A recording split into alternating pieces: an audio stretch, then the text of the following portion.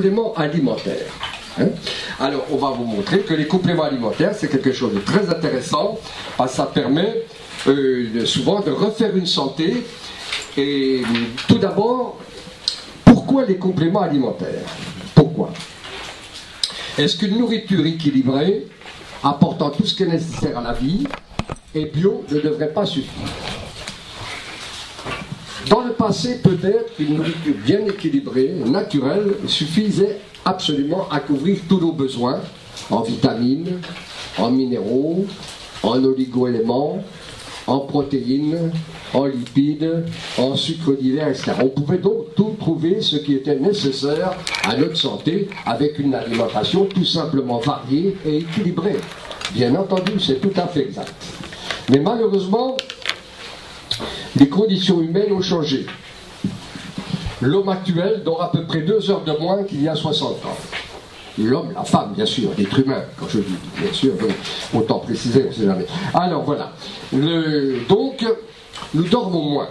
Et le manque de sommeil entraîne une fuite accélérée du calcium, du magnésium, du potassium, des oligoéléments comme le cuivre, le zinc, le manganèse. Les oligoéléments, c'est des petits éléments, parce qu'ils sont nécessaires de l'ordre du millième de milligramme à 30, 20 millièmes de milligrammes par jour ou 100 microgrammes par jour. Donc on les appelle oligoéléments, c'est les petits éléments, mais ils ne sont pas petits quant à leur rôle. Vous savez tous que le zinc, par exemple, entre dans 300 réactions, 300-400 réactions enzymatiques du corps humain. Donc ils sont petits par la quantité, mais pas par leur importance.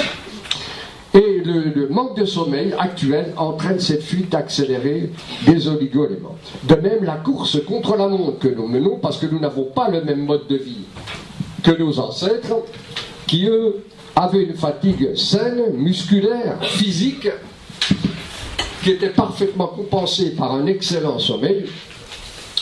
Et aujourd'hui, ce n'est plus le cas. Cette course contre la montre entraîne une sorte de stress, de tension nerveuse, qui là encore va entraîner une mal-utilisation des oligo-éléments et surtout une fuite accélérée au niveau rénal.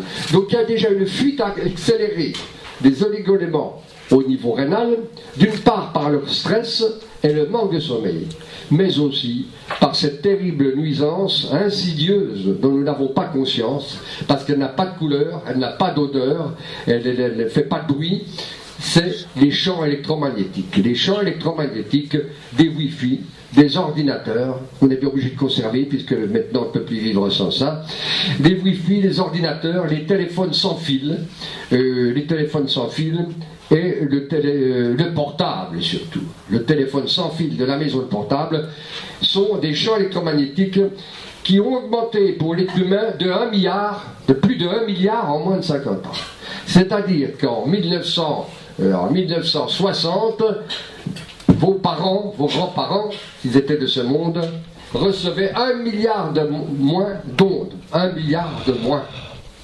Donc ces champs électromagnétiques entraînent un déséquilibre neuro-endocrinien. Ils entraînent d'abord et avant tout les tumeurs cérébrales, les neurinomes qui se multiplient comme des petits pains, les cataractes qui touchent maintenant les enfants, voire les bébés qui naissent avec des cataractes. Donc ces champs électromagnétiques nous détruisent insidieusement et accélèrent aussi le déséquilibre endocrinien, déséquilibre thyroïdien surtout, qui vont entraîner cette fuite accélérée des oligo-éléments. Donc, et d'autre part, nos aliments, du fait des procédés de culture intensifs, si nos aliments nous apportent toujours autant de protéines, de lipides, des corps gras, de glucides, les farineux, les féculents, les sucres, on ne souffre pas de manque, on n'a aucune carence par rapport à nos ancêtres, qui eux en souffraient par contre un peu plus que nous, sur ce plan.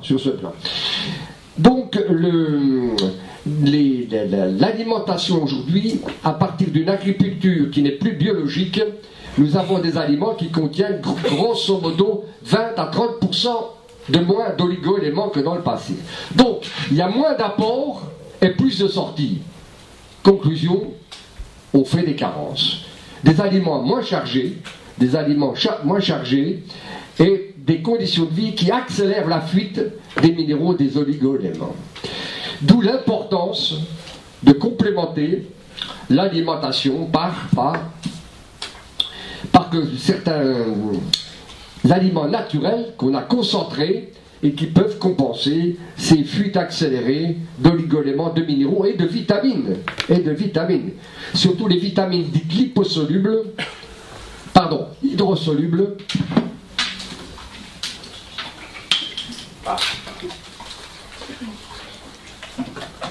Les vitamines qui sont solubles dans l'eau, hydrosolubles, comme les vitamines du groupe B et la vitamine C, ces vitamines s'en vont d'une façon accélérée par voie urinaire.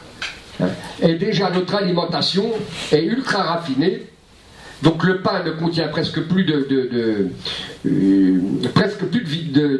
moins de minéraux, mais il ne contient plus du tout de vitamines du groupe B. Thiamine, B1, riboflavine, B2, niacine, B3, pyridoxine, B6, acide pantothénique, B5, acide folique, B9, cobalamine, B12, etc. Notre alimentation, donc, nous apporte infiniment moins de vitamines du groupe B, infiniment moins. Et comme justement nous manquons de sommeil et que nous avons une course contre la montre, on devient nerveux, on devient spasmophile, on devient tétanique, les fibromyalgies se multiplient, tout ça par ces carences nutritionnelles. Donc il n'est pas indifférent de supplémenter la nourriture, surtout si on a une vie contre la montre, si on a une vie stressante contre la montre. Mais vous allez faire un distinguo entre les vrais compléments nutritionnels et les compléments nutritionnels de synthèse qui se partent du nom de compléments alimentaires. Alors à quoi vous reconnaissez un complément alimentaire ? Vous prenez une gélule et vous regardez la composition sur la boîte.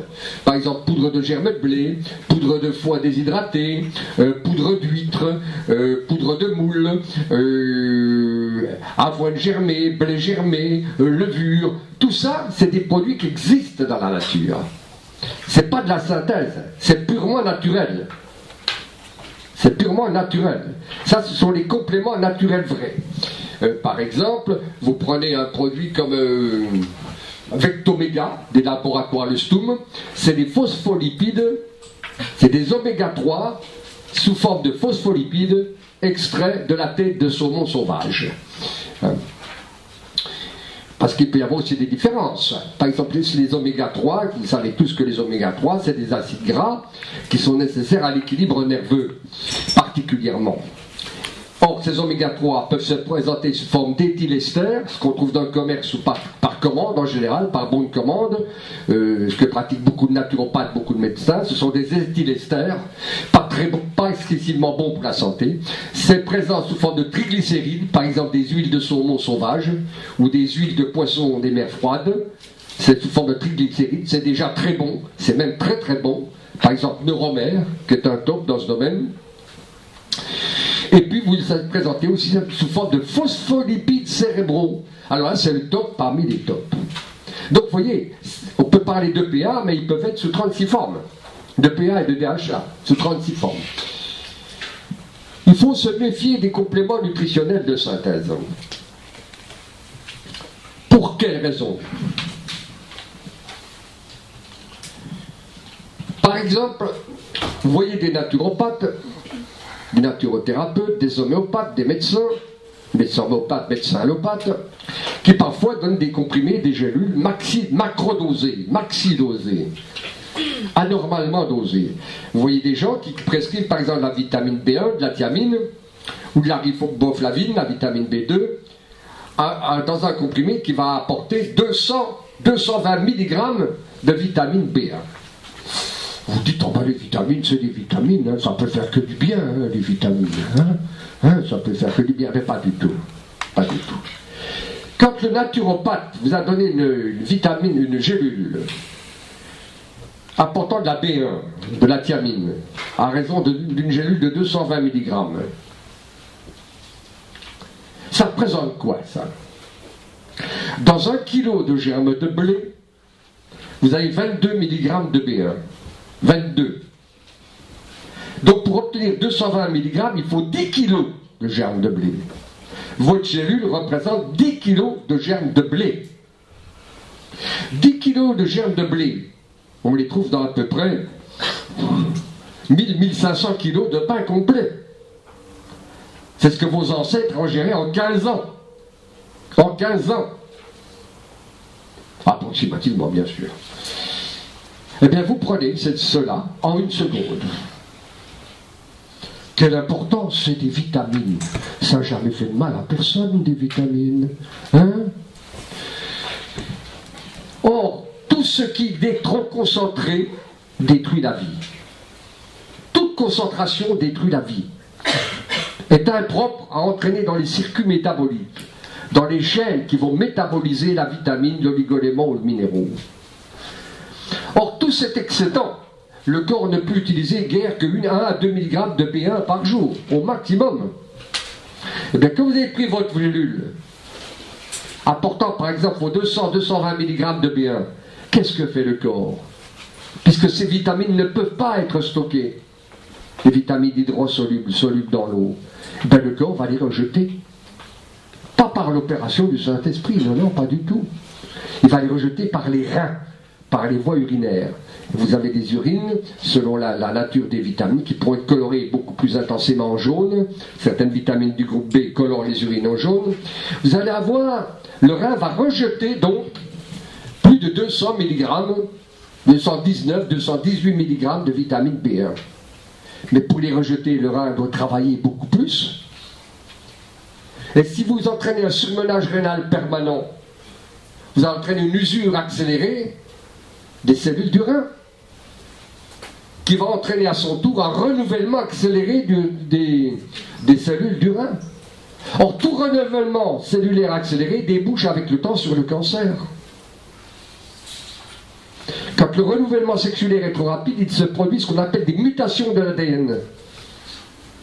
Donc vous voyez que ces vitamines, c'est pas si anodin que ça. Hein? C'est pas si anodin que ça. Et là, je pourrais vous raconter plein de petites histoires, mais on va passer au plan pratique dans un instant. Je vais vous raconter qu'une histoire que j'ai dû raconter dans Diététique de l'expérience, une trentaine d'années, je sais pas. C'était un guérisseur connu, un guérisseur célèbre. Et il vient me voir et il me dit, maçon, je vais arranger le métier, je suis foutu maintenant. Je tiens plus debout. Je tiens plus debout. Un homme qui pétait le feu il y a encore quelques mois auparavant.